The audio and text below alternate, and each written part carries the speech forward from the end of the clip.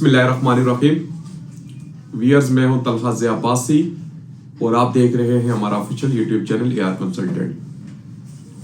आज का हमारा जो मौजू है जिसको हम ज़ेर बहस लाएंगे वो ये है कि अक्सर व बेशतर दोस्तों का ये सवाल होता है कि कनाडा विजिट वीज़ा की जो बायोमेट्रिक होती है उसका ड्यूरेशन टाइम कितना होता है या वो कितने टाइम के लिए वैलिड होती है।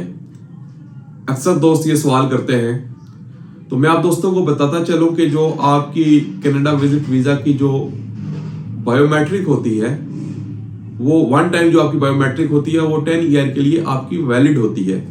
दोनों सूरतों में अगर आपका वीज़ा लग जाता है सक्सेसफुली या खुदा ना खास्ता अगर आपका वीज़ा पे ऑब्जेक्शन लग जाता है या आपका वीज़ा रिफ्यूज़ हो जाता है, तब भी दोनों सूरतों में जो आपकी बायोमेट्रिक होगी वो 10 साल के लिए वैलिड होगी। जब आप दूसरी अटेम्प्ट में अगर रिफ्यूज़ल के बाद ट्राई करते हैं तब भी आपकी बायोमेट्रिक नहीं होगी।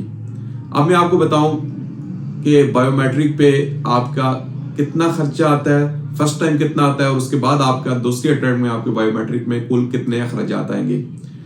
आपका जी पहले अटेम्प्ट में जब आप ट्राई करते हैं तो आपकी बायोमेट्रिक पे 185 कैनेडियन डॉलर की लागत आती है, जिनमें से $100 आपकी एम्बेसी की फीस होती है और $85 आपकी बायोमेट्रिक की होती है। तो अगर आप दूसरी बार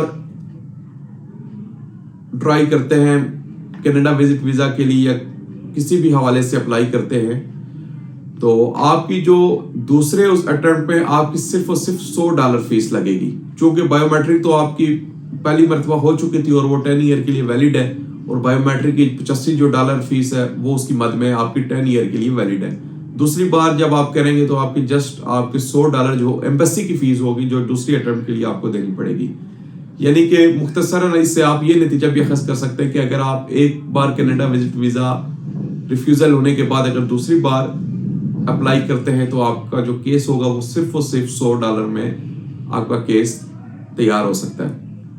ये थी जी आज की वीडियो। उम्मीद है ये मौजूद आपको अच्छा लगा होगा। इंशाल्लाह नेक्स्ट वीडियो में एक नया टॉपिक लेकर आपकी खिदमत में हाजिर होंगे।